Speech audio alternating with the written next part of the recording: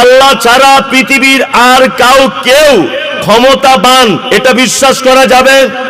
যাবে? যাবে না। কে বলেছে যাবে না? আশ্চর্য ব্যাপার, হুজুর বসে আছে এইখানে, মাথার পাকড়িটা খুলে দিয়েছে, বলছে সবাই পাকড়িতে ধরুন, যারা ধরতে পারবেন না, যারা ধরেছে তাদের গা ছুঁয়ে দেন। আবার আরেকজন তার গা শোন, যদি আপনারা আমার পাকড়ি পর্যন্ত কেউ পৌঁছাতে পারেন তাহলে অবশ্যই জান্নাতে যাবার দায়িত্ব আমার দাদুর। এমন করে বলছে মনে হচ্ছে ওর বাপের জান্নাত শিখে নেওয়া আছে। কি বলছি বুঝতে পারছেন না? মনে হচ্ছে ওর বাপের জান্নাত, ওটা চাদর ধরলেই জান্নাত চলে যাবে। বিয়াদব কোথাকারে, তুমি জানো হাদিস কোরআন বুঝো? আমাদের নবী মুহাম্মদ সাল্লাল্লাহু আলাইহি ওয়াসাল্লাম আপন চাচা, নাম তার আবু তালেব, আপন চাচা আবু তালেব নাম। ইসলামের ইতিহাসে একটা চটি বইয়ের পৃষ্ঠারে আপনি দেখাতে পারবেন না যে কখনো কোনোদিন কোনো অবস্থাতে নবীর বিরুদ্ধচারণ করেছে আবু তালেব চাচা। বরং বেঈমান মুশরিকেরা মারতে এসেছে, আঘাত করতে এসেছে, প্রাচীরের মতো দাঁড়িয়ে গিয়ে বলে, যাই আমার ভাতিজা মুহাম্মদ ওর ইসলাম কবুল করবে না, এটা ঠিক আছে, কিন্তু আমি বেঁচে থাকতে ওর গায়ে কেউ হাত দিতে পারবে না। চাচা মারা যাচ্ছেন, চাচা মারা যাচ্ছেন। এখন আল্লাহ নবী সাল্লাল্লাহু আলাইহি ওয়াসাল্লাম এসে বলছেন কি? আল্লাহ নবী এসে বলছেন, চাচা একবার যদি কলেমাটা পড়েন তাহলে কিয়ামতের দিনে আপনার সঙ্গে কিছু বলতে পারবো। আবু জেহেল, আবু লাহাব, উতবা সবাই এসে একদল বলছে, কি ব্যাপার আবু তালিব, শেষ বয়সে তুমি তোমার ভাতিজার কলেমা পড়ে মরবা? এতদিন 360টা দেবদেবীর পূজা অর্চনা করেছিলে, হ্যাঁ? শেষ বয়সে এই কাণ্ড ঘটাবে তুমি? এক পর্যায়ে নবীর চাচার টাইম শেষ। মুহাম্মদ সাল্লাল্লাহু আলাইহি ওয়াসাল্লাম নিজের জবানে বলছেন যে আমার চাচাকে কিয়ামতের মাঠে জাহান্নামে নিক্ষেপ করা হবে। শুধু আমার চাচা বলে এতটুকু সাবসিডি, যে আমার চাচা বলে সাবসিডি এতটুকুই যে দুটি লোহার গরম জুতো আমার চাচার পায়ে পরিয়ে দেওয়া হবে। তার ফলে মাথার মগজগুলো গলে গলে নিচের দিকে পড়বে চাচার। তার মানে বোঝা যাচ্ছে নবীর চাচা হয়েও বাঁচা যাবে? হ্যাঁ, যাবে না।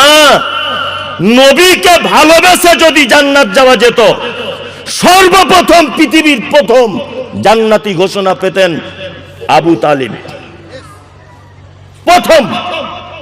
তার মানে বোঝা যাচ্ছে মুহাম্মদ সাল্লাল্লাহু আলাইহি ওয়াসাল্লামকে ভালোবেসে জান্নাত যাওয়া যাবে না। মুহাম্মদ সাল্লাল্লাহু আলাইহি ওয়াসাল্লামের আনিত দ্বীনকে মেনে নিলে জান্নাত যাওয়া যাবে। কেউ যদি মনে করে ইয়া নবী সালাম আলাইকা, ইয়া রাসূল সালাম আলাইকা, লাল পতাকা সবুজ পতাকা নিয়ে রাস্তায় রাস্তায় ঘুরছি, আমি নবী প্রেমিক, আমি মুমতাজুল ইসলাম বলছি, তোমার এই প্রেম ব্যর্থতা প্রেম। কারণ তোমার যে হাতে পতাকা রয়েছে, ইয়া নবী সালাম আলাইকা, তুমি জুলুস বার করেছো, ডান হাতে পতাকা, বাম হাতে তুমি সিগারেট টানছো, তোমার মুখে দাড়ি নেই, তোমার গাঁটের নিচে কাপড়, তুমি দুপুর বেলাতে যে খাদ্য খেয়েছো হারাম খাদ্য, তুমি এখন নবী দিবস পালন করতে এসেছো, বিয়াদব। তুমি জানো নবী ভালোবাসা কাকে বলে?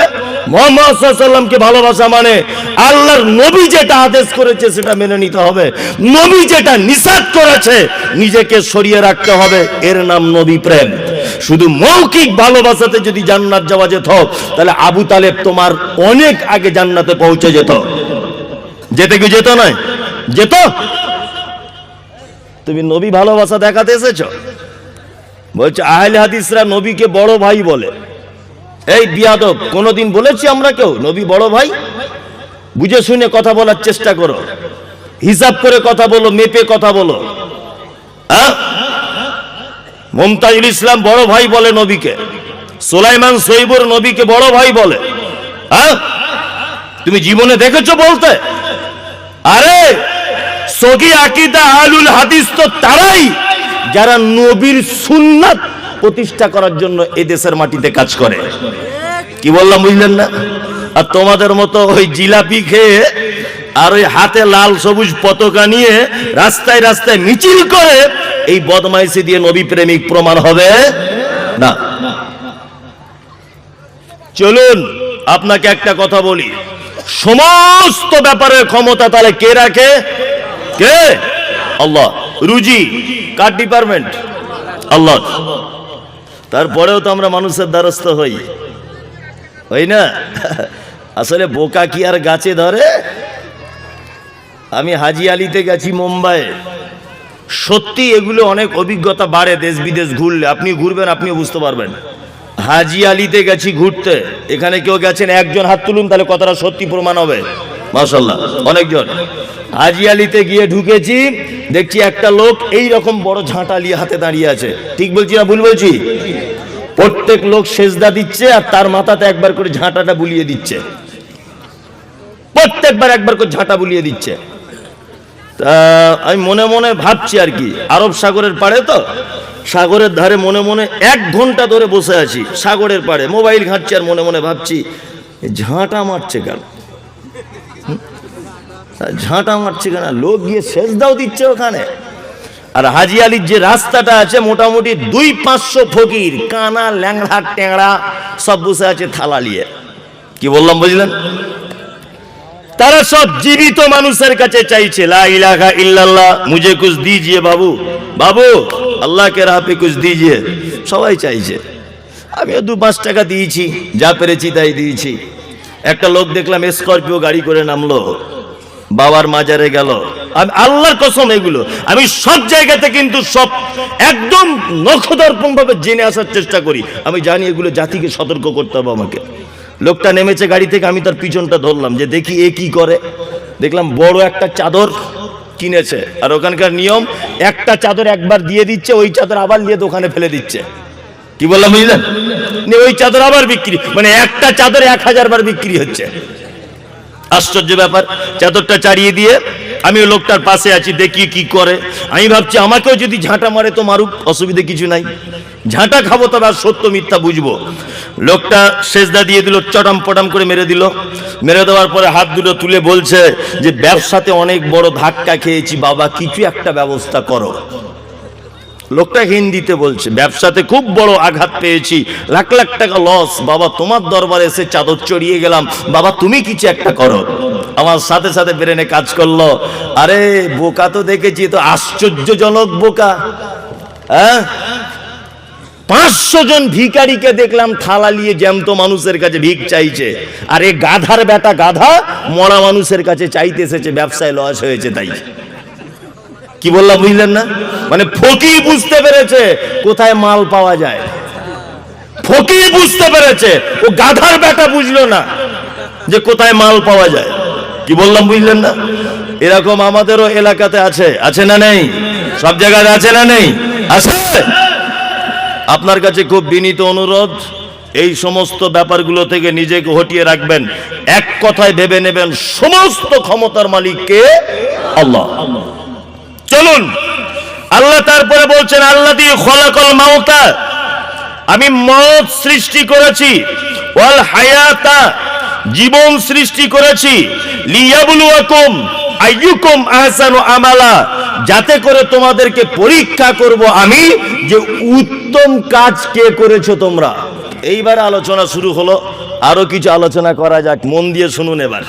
এক, আল্লাহ বলছেন লিয়াবলুয়াকুম আইয়ুকুম আহসানু আমালা, আমি হায়াত আর মওতকে সৃষ্টি করেছি এই কারণে যে তোমাদেরকে পরীক্ষা করব তোমাদের ভিতরে উত্তম আমল কে করেছে। কি আমল? উত্তম।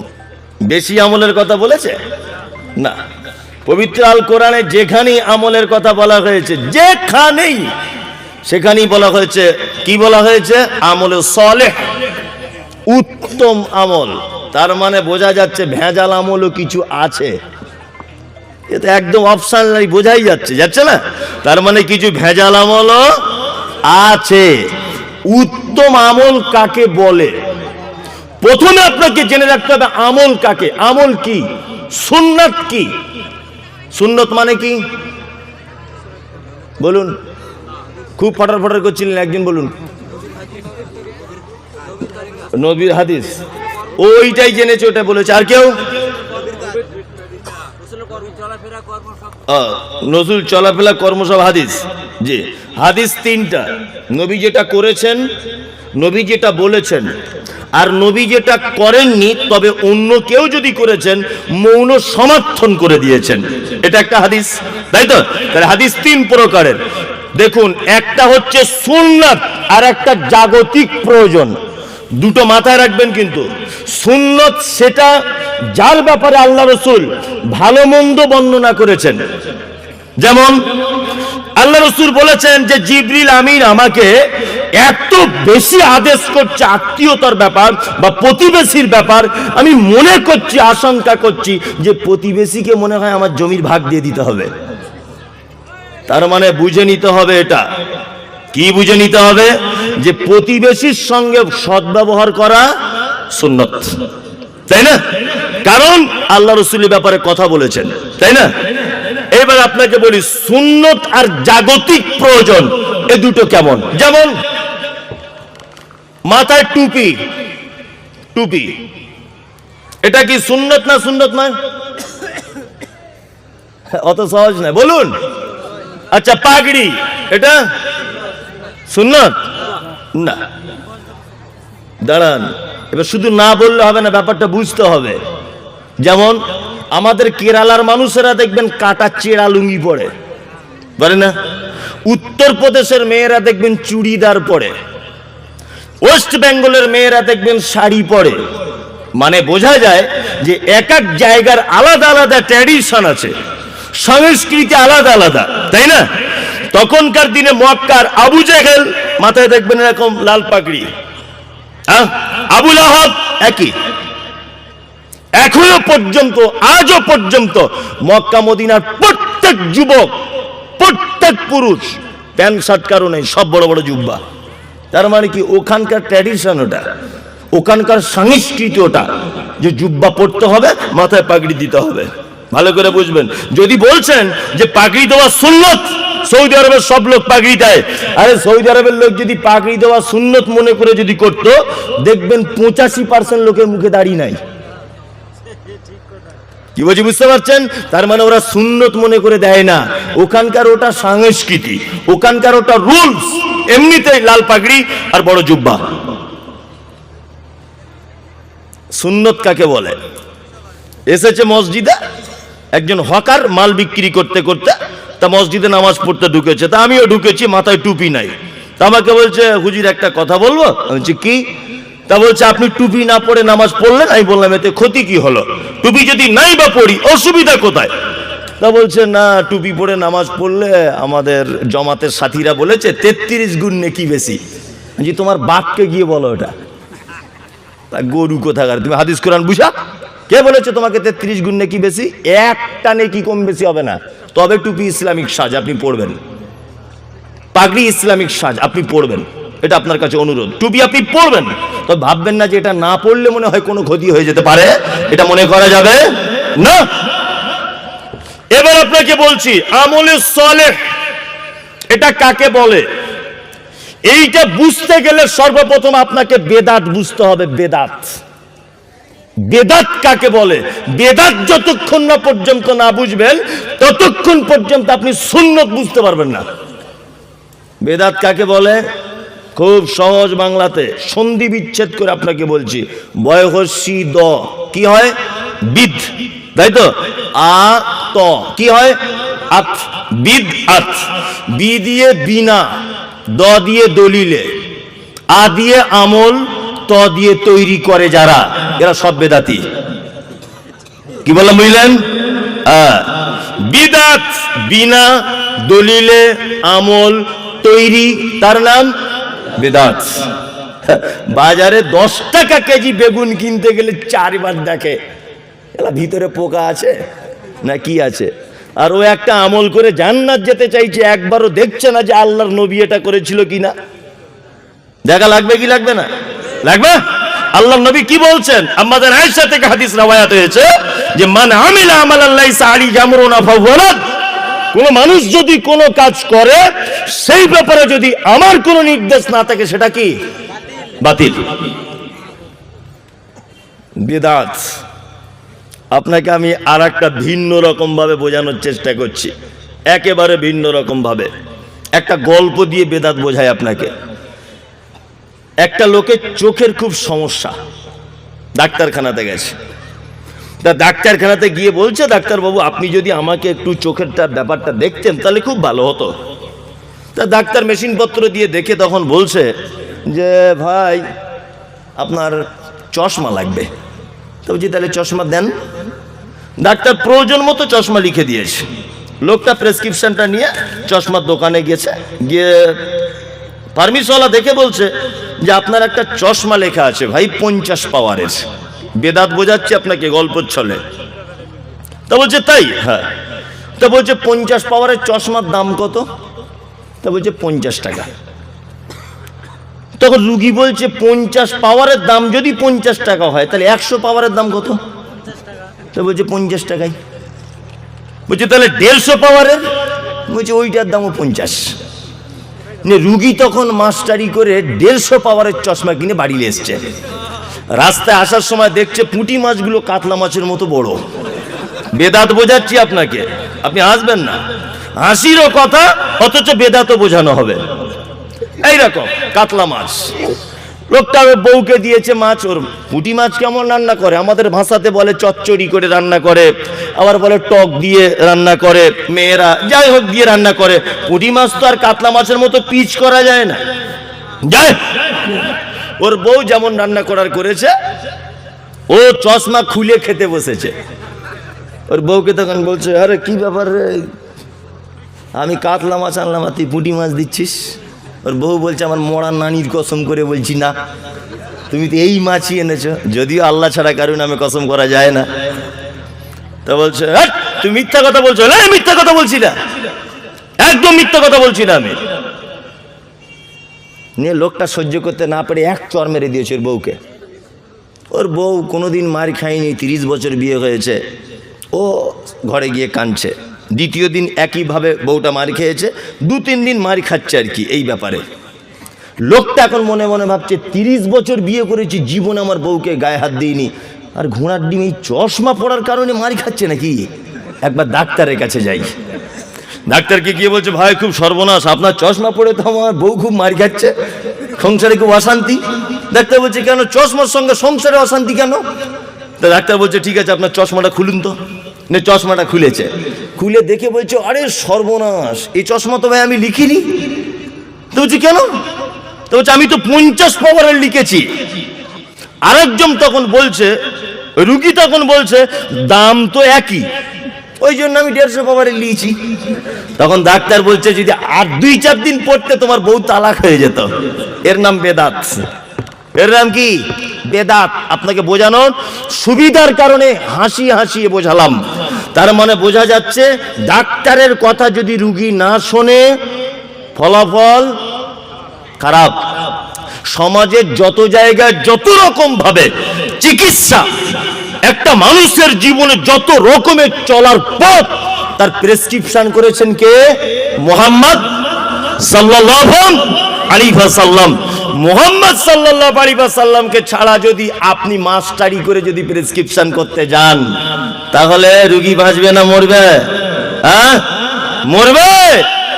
আপনাকে সামান্য কথা বলে দিয়েছেন, আল্লাহর নবী বলছেন একটা মানুষ যখন মারা যাবে তাহলে তার সাইডে বসে বলো লা ইলাহা ইল্লাল্লাহ। তোমার বলাতে যদি ওই লোকটা লা ইলাহা ইল্লাল্লাহ যদি বলে দেয় তাহলে ও জান্নাত চলে যাবে।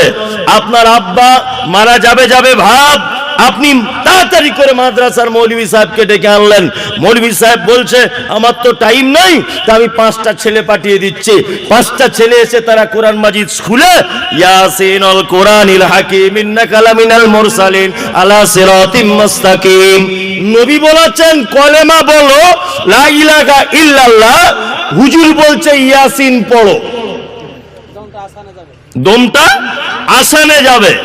1 2 আল্লাহর নবী বলেছেন যত তাড়াতাড়ি পারবে মাইয়িতকে দাফন দিয়ে দাও, জানাজায় শরীক হও। জানাজার সালাত আদায় করলে 1 উহুদ পাহাড় ধরে নেন, আর মাটি দিলে আর 1 উহুদ পাহাড়।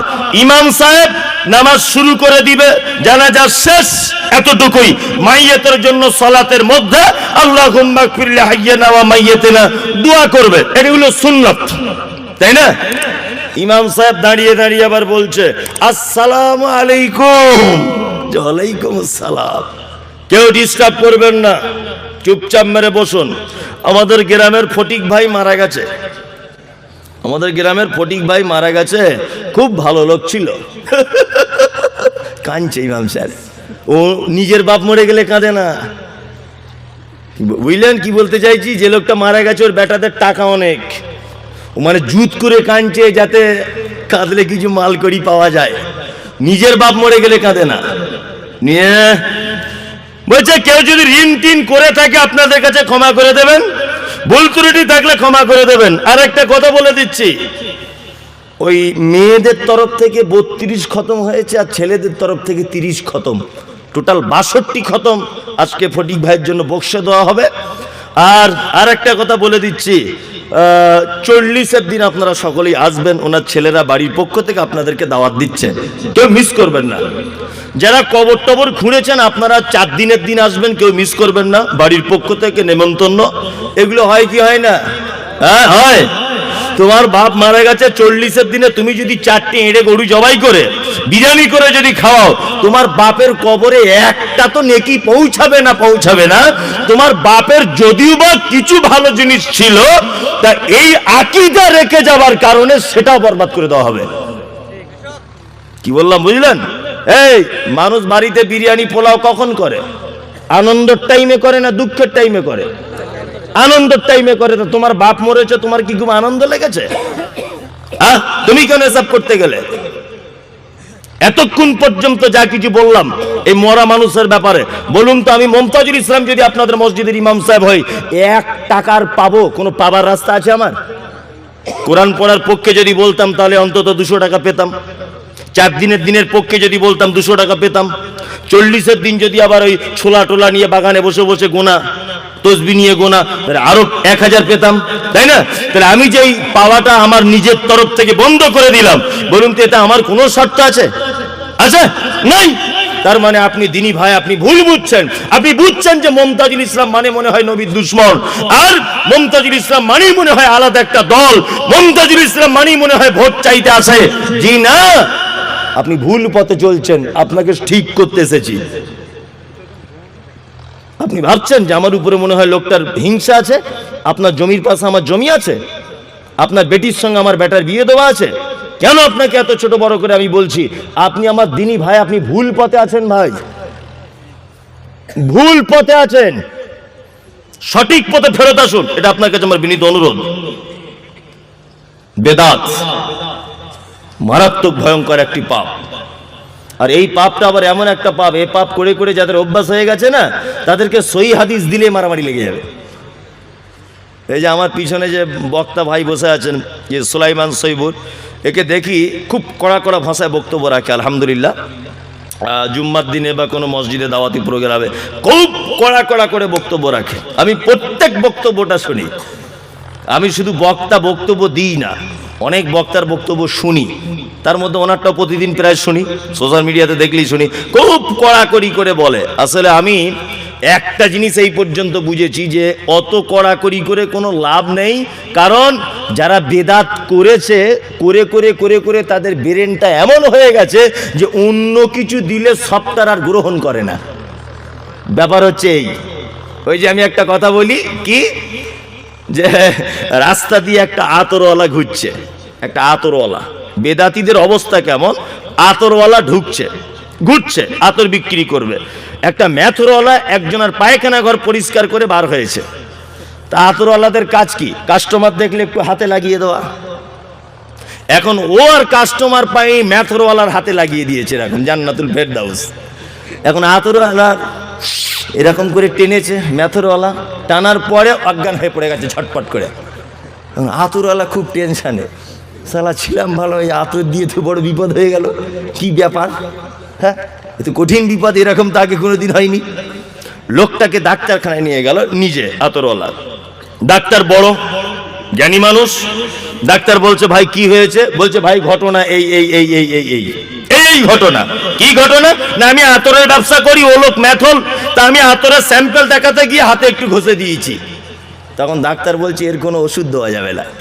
বলছে কেন ডাক্তারবাবু, তো মরে যাবে মনে হয়, আমার খুব ভয় করছে, আমি আতরওয়ালা, আমার ব্যবসা বাণিজ্য সব চলে যাবে। বলছে কোনো টেনশন নেই, আসলে লোকটা যে 10-12 বছর বয়স থেকে পরের পায়খানার সঙ্গে সঙ্গে ওর নাকে এমন একটা হয়ে গেছে, আপনি আতর দিয়েছেন বলে ও সহ্য করতে পারেনি, সাথে সাথে অজ্ঞান হয়ে গেছে। আপনি এক কাজ করুন, একে যদি ভালো করতে চান তাহলে আমাদের এই হসপিটালে বাথরুম ঘরে গিয়ে কাঁচা পায়খানা নিয়ে একটু নাকে ঘষে দেন, দেখবেন ঠিক হয়ে যাবে। হ্যাঁ সত্যি আতরওয়ালা তাই করেছে, রুগী পুরো সুস্থ। কি বললাম বুঝলেন না? যারা বেদাত করে করে করে করে করে করে সারা জীবন বেদাত করে করে ওদের অন্তরে মরিচা পড়ে গেছে, ওদেরকে যখনই সহি হাদিস দেবেন তখনই বলবে ওরে বাবা ইহুদিদের দালাল, এরা আলাদা দলের লোক। কি বললাম বুঝলেন না? সঙ্গে সঙ্গে তার প্রতি উত্তর, কে বলছে ইহুদিদের দালাল, ওরে বাবা এরা আলাদা দলের লোক। আসলে আলাদা দলের নয়, তোমার ভিতরে আর পার্টস নেই, সব পার্টস নষ্ট হয়ে গেছে তোমার বেদাত করে করে।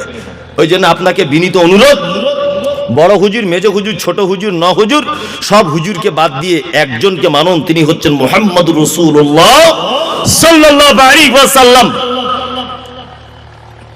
কি দিয়ে আপনাকে যে কেমন করে বোঝাবো আমি কিছু বুঝতে পারছি না। আসলে এখন বেদাত হয়েছে খুব রং চঙে। হ্যাঁ, কি কুল্লু বিদআতিন যালালা ওয়া কুল্লু যালালাতিন ফিন্নার। প্রত্যেক নতুন আবিষ্কৃত কাজ ভ্রষ্টতা, প্রত্যেক ভ্রষ্টকারী স্থান ফি মধ্যে, নার মানে আগুন, রং চং বেশি। আমি মমতাজুল ইসলাম, আমি এই টুপিটা এখন বিক্রি করব, ধরে নেন, বেদাত আপনাকে বোঝাচ্ছি, এটা আমি বিক্রি করব। তা এটাও একটা টুপি ধরে নেন, এই দুটো টুপি বিক্রি করব। এটা একটু ময়লা আর এটা একটু চকচকে। আচ্ছা বলুন তো আপনারা কোনটা কিনবেন? চকচকেটা কিনবেন সবাই, আমিও হলেও চকচকেটা কিনবো। এবার আপনাকে আমি বলছি, এই যেটা হালকা একটু ময়লা, এই টুপিটা আমি মক্কায় গিয়ে হজ করতে গিয়ে নিয়ে এসেছি, এটা আল্লাহর নবী পরতেন, আর এটা এমনি লোকাল আমাদের দোকান থেকে কেনা। বলুন তো কোনটা কিনবেন? আপনার তো খুব বুদ্ধি দেখতে পাচ্ছি, তার মানে এটা একটু হালকা ময়লা, তবুও এইটাই আপনি কিনবেন, কারণ এটা নবী পড়েছিলেন, নবীর সাথে সম্পর্ক আছে, তাই। বেদাত আপনাকে দেখায় কি, এই দেখুন নামাজ পড়তে পড়তে জলসা করতে করতে হুজুর বলছে, সবাই বলুন, সবাই বলুন, আল্লাহুম্মা সাল্লি আলা সাইয়্যিদিনা মাওলানা ওয়া মুহাম্মাদ ওয়া আলা আলি। হুজুর একটু লাল চাটা কিছু খাবে, সবাই বকবে, ভালো করে বোঝার চেষ্টা করুন। এ দরুদ, এটা দরুদ, দরুদ না দরুদ বললাম না, দরুদ কি দরুদ। আর একটা দরুদ আছে কি, বালাগাল উলা বিকামালিহি কাশাফাদ দুজা বিজামালিহি হাসানাত জামিউ খিসালিহি সাল্লু আলাইহি ওয়া আলিহি। এটাও দরুদ। দরুদ বললাম না অদরুদ বললাম? দরুদ। আর একটা দরুদ আছে কি, আল্লাহুম্মা সাল্লি আলা মুহাম্মাদ ওয়া আলা আলি মুহাম্মাদ কামা সাল্লাইতা আলা ইব্রাহিম ওয়া আলা আলি ইব্রাহিম ইন্নাকা হামিদুম মাজিদ।